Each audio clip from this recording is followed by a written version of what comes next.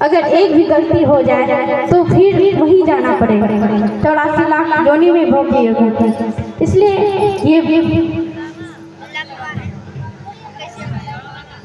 ये देह मिला है सिर्फ गुरु बनाने के लिए। कहा ये 84 लाख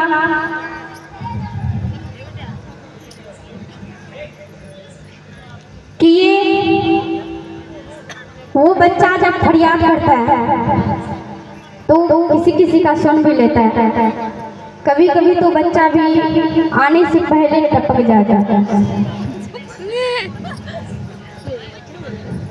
ये जब महादेव सुनता है, जैसे ही 9 महीना होता है, 10 महीना होता है, उसके बाद वो बच्चा संसार में आता है। और संसार में आते आते किसी ने नोट किया होगा कि संसार में इस धरती में आते आते वो बच्चा रोने लगता है। जानते हैं क्यों रोता है?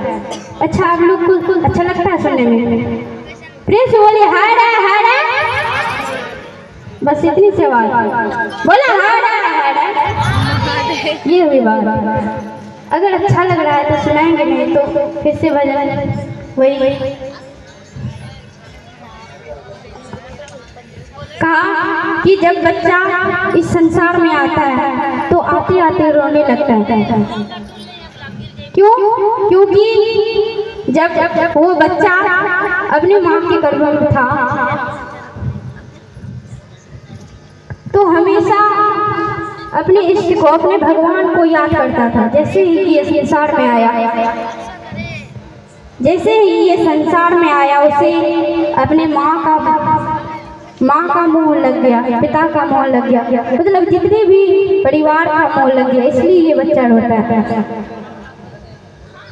इसलिए ये संसार में आके सिर्फ गुरु बनाइए। गुरु बना के काम मन से, आत्मा से भगवान का काम कीजिए और शरीर से अपना काम कीजिए, जो संसार का काम होता है। इसलिए ये चर्चा जो होता है, ज्यादातर तो चर्चा को क्या बना दिया, उधर नहीं जाएंगे। कहा